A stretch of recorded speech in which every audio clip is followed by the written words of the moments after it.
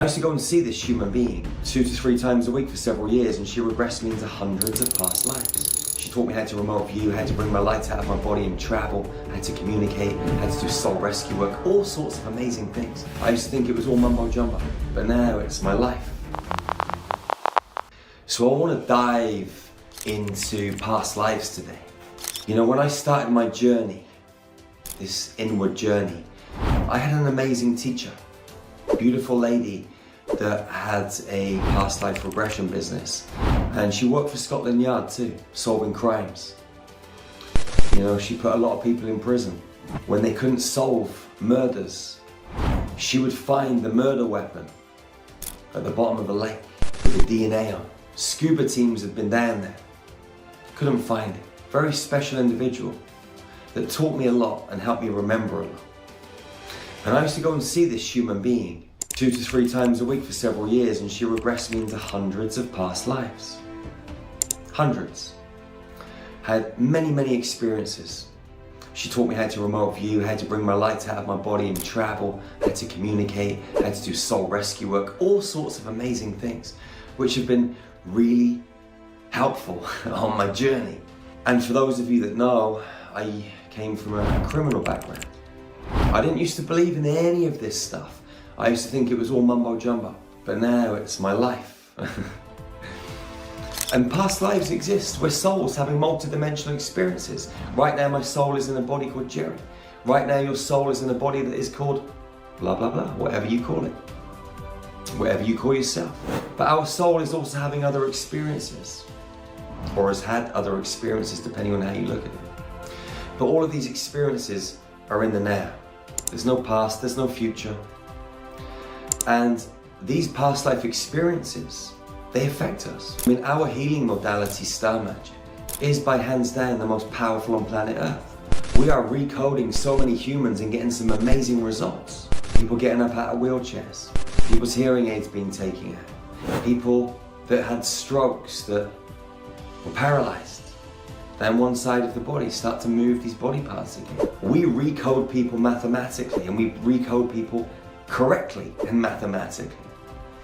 Because there are some people out there recoding people in an incorrect fashion and changing their mathematics in a chaotic way, which doesn't produce harmony in the field.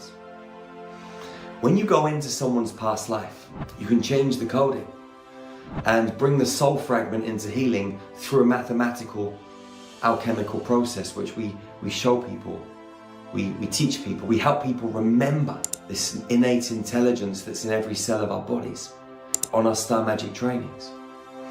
You can go in and recode yourself or another human being, a client, a family member, and physical symptoms just disappear because they're not plugged into the information stream, i.e. the past life that was affecting them. I remember years ago, I used to have these crazy thoughts that if I phoned my ex-missus and kids and they didn't answer, that someone had stolen them, killed them, murdered them, blah, blah, blah. And when I went back into my first past life, the same souls in different bodies were my wife and children in another life. And they got killed when I was away by another tribe on horses, trampled on by the horses, and the children had their throats cut with swords. And so whilst I was away, this happened. So I was carrying that trauma of something bad happening whilst I was away. When I went in and recoded that, I never had those thoughts, feelings ever again. I remember going into a past life where I was an African woman, like a jungle lady, and had a spear, like this loincloth. I was very athletic, quite young, and I was some kind of leader in this kind of tribe. And I remember my death, and when I died, I went very quickly into another body, of a body of a man. But when I went into this body of another man, it was 120 years difference in the so-called future from when I exited this female reality. And I went back in minutes. And that's part of the game that's set up. Part of the game is to take your soul back into another body, because when our souls are in other bodies, we're a food source to certain lower frequency forces. But this is a whole other story. We don't need to dive into this right now. This is another video. The reason I'm sharing this is because when we exit our physical body, we're not supposed to come straight back into another body again. We're supposed to heal. We're supposed to go through a cleansing process where our soul and our light body is separated. And the light body goes through this cleansing, and the soul meets the light body on the other side. They piece back together. There's a download from the soul to the light body, a remembering, and then there's a choice. Do I want to go here next? Do I want to go back to Earth? And based on the choice that you make, a stream of mathematics runs. And actually what happens is, it's the stream of mathematics that creates the choice. Because the stream of mathematics is running at a certain frequency, a certain resonance, a certain harmonic. And that certain harmonic will determine what options are available for the next experience. Now, if you go into a reality and, for example, you kill someone, which I've done in most of my, I think, the last one was in Germany. The one before that, 1911, I was a devil worshipper. Before that, I was quite a wealthy man in a big sort of stately manor home in the 1860s, if I remember correctly. And I killed someone in that reality. The one before that, I killed someone. It's been about 5 or 6 realities in a row where I've killed someone. And this is the first reality where I've not killed someone in a few hundred years. And I'm pretty proud of myself. But I could have done. I mean, I've been in many situations in this lifetime where people have attempted to kill me. And I've been in a situation where I could have killed another human being. But things have happened that have not led to that, and I'm glad that it hasn't. And I feel there's always been a force looking out for me, keeping an eye on me. And again, there's so many stories I could tell within this kind of framework and this topic of conversation. But if I look down the timeline just of this lifetime, the amount of scrapes that I've got out of, the amount of times I've been arrested, the amount of times I've gone to court, the amount of times I should have gone to prison, the amount of times I should have been killed. And I'm still here. But I truly feel it's because I had to do star magic. Because star magic is changing the world.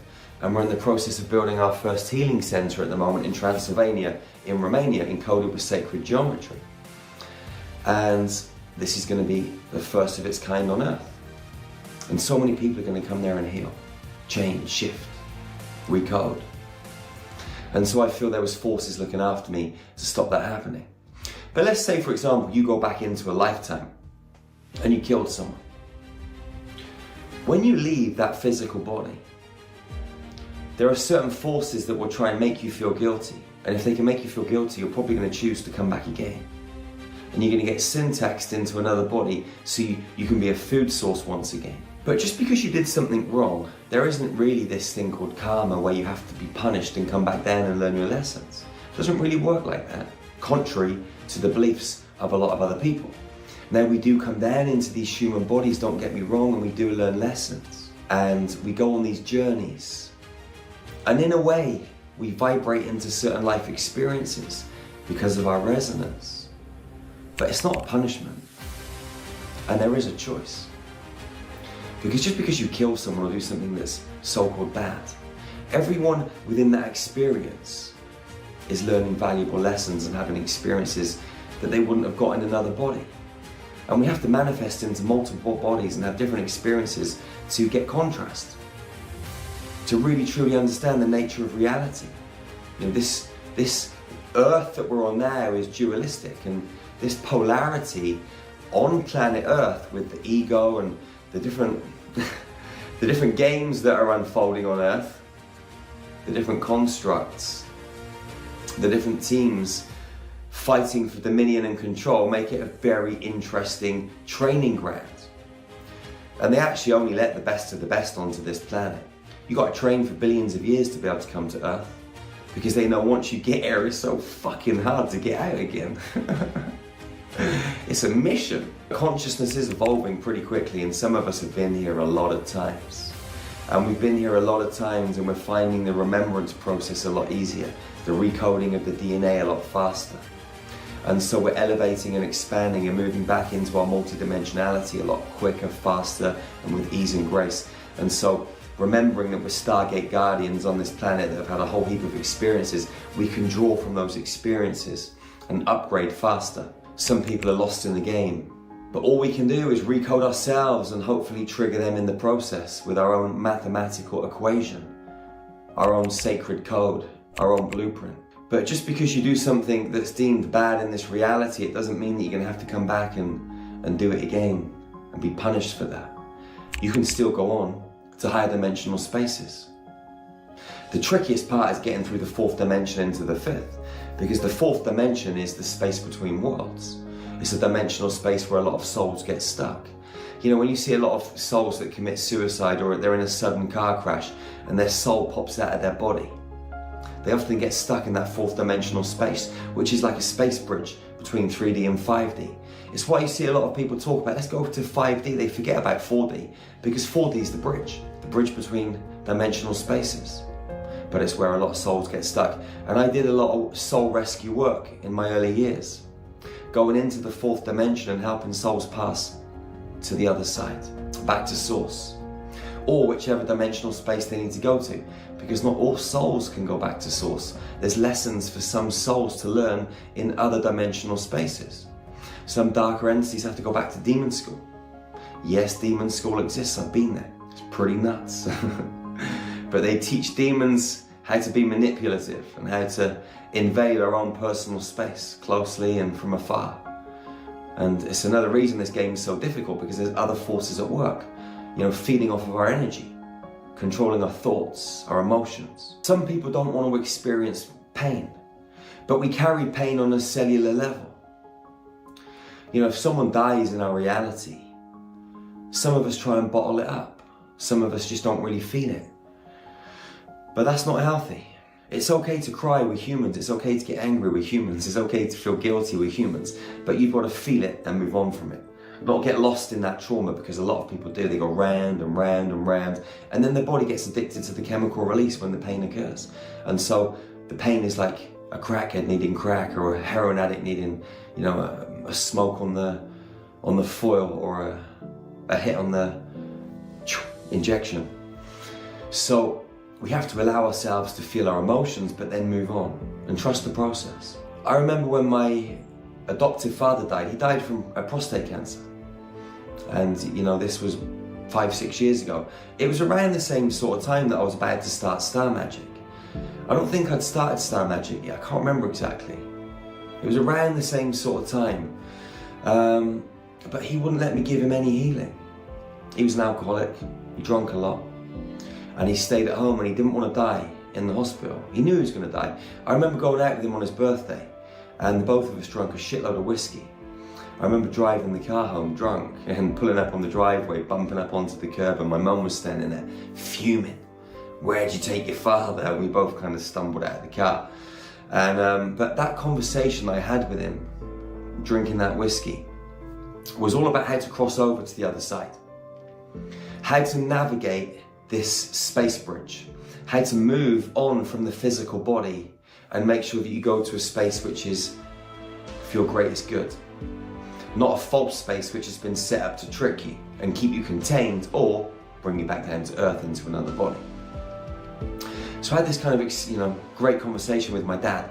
About a week or so later, my mum phones me up and said, your dad's in hospital. And I knew he didn't want to go. But she got freaked out because one day he was in a bit of a state, and she couldn't handle it, so she called the doctors and they stuck him in an ambulance and took him to the hospital.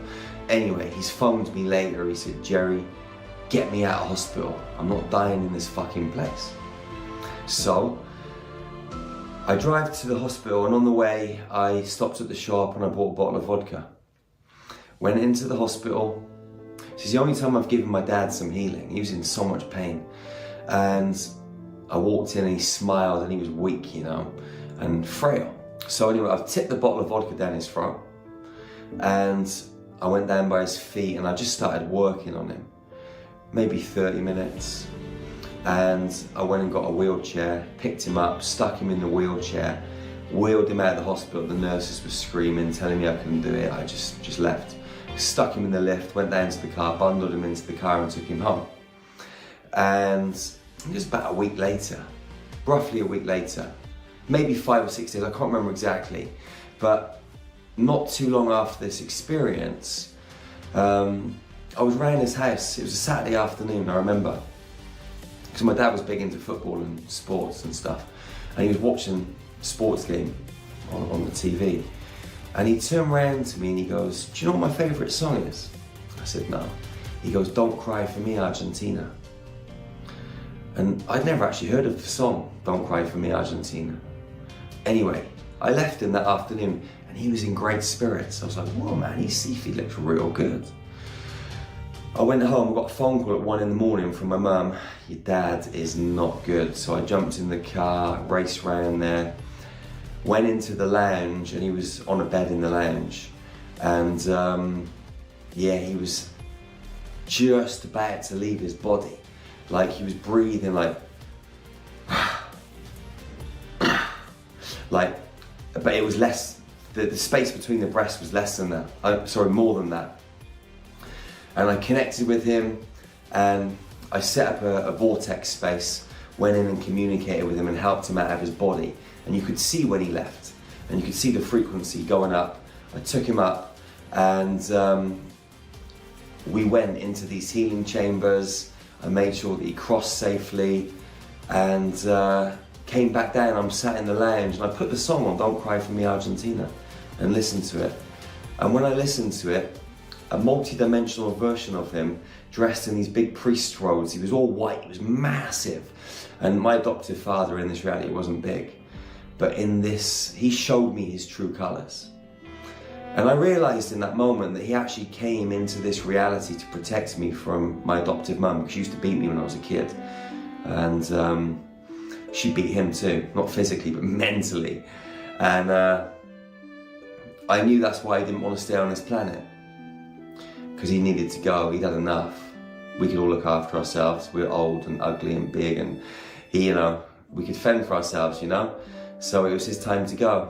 I didn't realise that until afterwards, until he crossed and he came back to see me. So anyway, that happened and I wanted to share that because what actually happened at the funeral, I bottled all of this emotion up. I never cried really, apart from, you know, that "Don't Cry For Me, Argentina" song. It brought some emotion up. I never really bawled my eyes out. When we went to cremate my dad, you know, I jumped into the limo and we'd gone down to the crematorium and I was cool. And then I got up to do the eulogy and I looked out and everybody was there and I went to speak and I felt great. But as soon as I went to speak, I cried my eyes out. And I couldn't stop. And the lady that was supposed to be getting people in for these crematoriums, you know, they wanted us in and out in a certain time frame, and there's me taking ages. I can't get myself together. And, you know, my lips flying all over the place, and I'm just shaking, you know. And she came up to try and grab the eulogy off me to do the eulogy, and I said, "No, I'm doing it."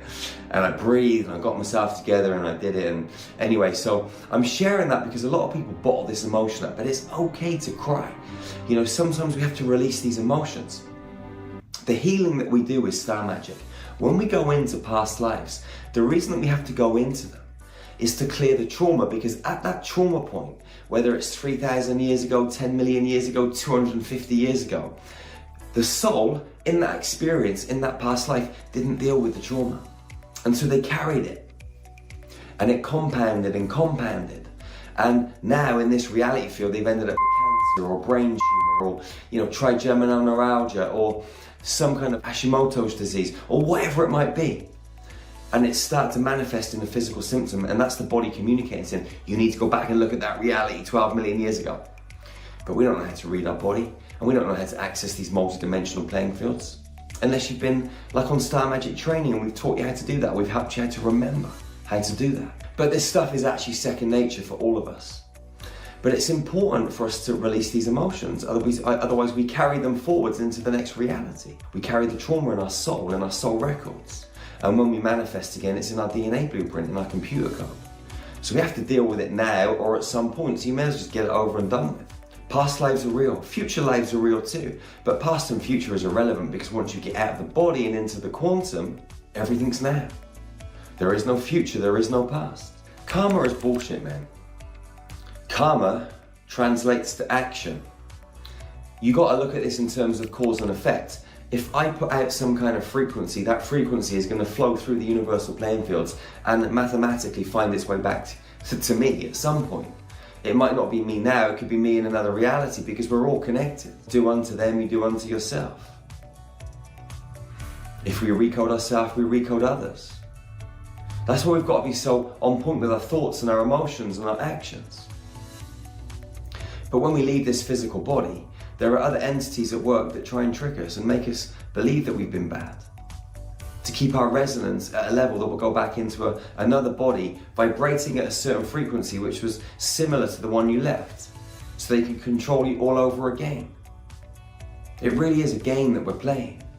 And once you know you're playing the game, you can get involved and start moving the chess pieces in your favor, instead of moving them unconsciously in the favor of the game master.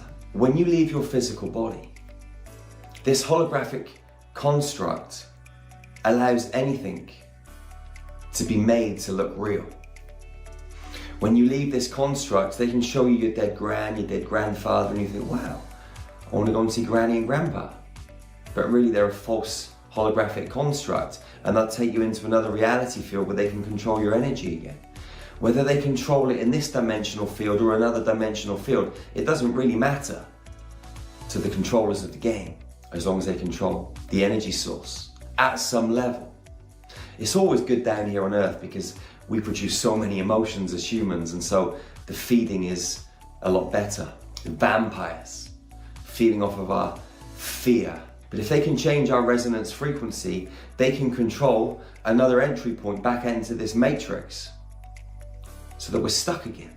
Now you know this information, you can make better choices. You can choose to live from your heart on the frequency of love. You can choose to be a high frequency being, not to believe in all the bullshit that people tell you. Feel what you know. Don't believe. Anyone that tells you to believe is an amateur. Anyone that really, truly understands the way that this universe works will tell you that you must know. Because knowing trumps believing. Believing is a stepping stone on the way to knowing. Like a basketball player that's shooting hoops every day. They believe to start with that they can 3-point it every time. But after shooting 1,000 hoops, 10,000 hoops, they know it's going inside that ring, down through that net, no ifs, buts, or maybes. There's not even a slight piece of them that thinks anything otherwise. It's a done deal. You must know, don't believe. Know, don't believe. Know thyself. When you know who you are, you'll connect with your multidimensional nature. You'll connect with your superhuman abilities. You know, the telepathy, the telekinesis, the healing at distance, multidimensional travel, teleportation. You know, manifestation through your Merkaba field. Instantaneous, without time delay. This is where it's at for us as we move down this crystalline timeline, down through this crystalline set of codes, this crystalline architecture. Those still running the old timeline, you got to make your choice pretty soon, because those time splits will get further and further apart. Don't wait too long, because it'll be too far to jump. You might not make it. You might get stuck in the 4th dimension. You're amazing, beautiful soul. Do you know that? There's no point me telling you. You've got to know this yourself. You got to feel this with every fiber of your being. You got to know that you are a cosmic gladiator, surfing your sacred surfboard through the multidimensional time waves, living in joy, living in bliss, being supersonic, powerful, unfuckwithable, knowing the truth that you wrote this story. You wrote this story. Keep your resonance frequency ultra high, and then everything will gravitate into your field at that resonance frequency. The right people, the right resources, and life will just flow with ease and grace. The choice is yours, beautiful soul. I love you so, so much. Thank you for being here with me today. Remember to like this video, comment on this video, share this video, click the bell so you're notified of more videos coming. Go out into this world and love your sisters and your brothers fiercely and ferociously. Hug them tightly and never ever be the first to let go. And remember to check out our website, starmagichealing.com. We got some of the best Ascension tools on planet Earth. Light language transmissions, hundreds of meditations, breath work, cosmic yoga, high frequency nutrition, hundreds of mystery school teachings you can access right now on all different subjects and topics. We got a private Telegram group so you can connect with beautiful souls just like you on the same mission, that want to make this world a much more harmonious place, that want to activate those diamond hearts, those diamond codes, and those rainbow plasma light bodies. It's all at starmagichealing.org right now, and you can get access free for 7 days. So go and check it out. Love yourself first and foremost. Be sovereign. And don't give a flying you know what. And I'll see you again real soon. One love, one heart, one human family. Peace out, beautiful soul. Love you.